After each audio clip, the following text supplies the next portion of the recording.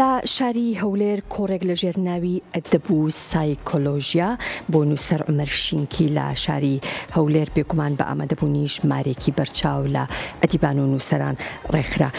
گفتوگۆیەکی چڕ و پڕ بوو لەبارەی نووسین و ئەدەب و کاریگەریەکانی لەسەر توێژینەوەکان.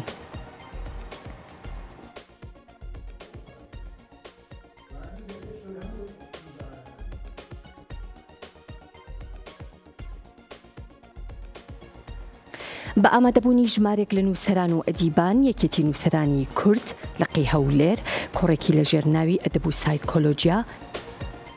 سایکۆلۆجیای نووسەر بۆ عومەر شینکی ڕێکخست. لە کۆڕەکەدا گفتوگۆ لەبارەی سایکۆلۆجیای نووسین و ئەدەبکرا و کاریگەریەکانی لەسەر دۆخ و ئاراستەی توێژینەوەی ئەدیبان لە ناوەندە ئەکادیمیەکان بۆ نووسین و هەوڵدان لەبارەی دۆزینەوەی چەمکی ئەدەب لە کۆمەلگا بە پشتبەستن بە سایکۆلۆجیای هونەری. بەزانە لە باسکەیمە زانایانی دەروناسی دیارخەری کۆمەلگاکەی خۆی بۆیە ئەوی خۆشیدا خۆی دەبینێتەوە لەناو چەندین حاڵەتی نائاساییدا، یعنی ئەگەر کەسێکی نووسەر ببینی قسەیەکی سێنیە سەبارەت بە ئەوەیە تێڕوانینی زانستی دەروناسی سەبارەت بە بیرکردنەوەی ئەدیب لە داهێنانەکانی چ لە ڕووی شێعر چ لە ڕووی ڕۆمان.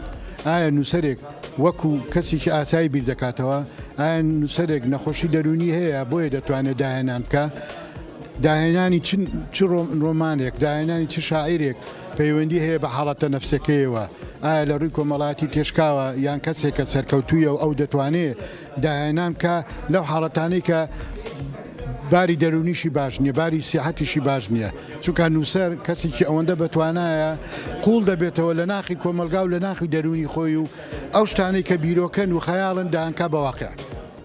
ئەویش حاڵەتە دەرونیەکەیەتی ژیانی واقعی کۆمەلگاوە بڕوا بچێتە ناخی دەرونە نەخۆشەکەی خۆی. ئێمە هەمومان هەر یەکەمان چەندین دەرون نەخۆش، لەوانش فانتازیا، لەوانش نووسینی ڕۆمانێک ئەگەر زیاتر ئەفسانەیە ئێمە لە سەدەی 21 بە تێڕوانی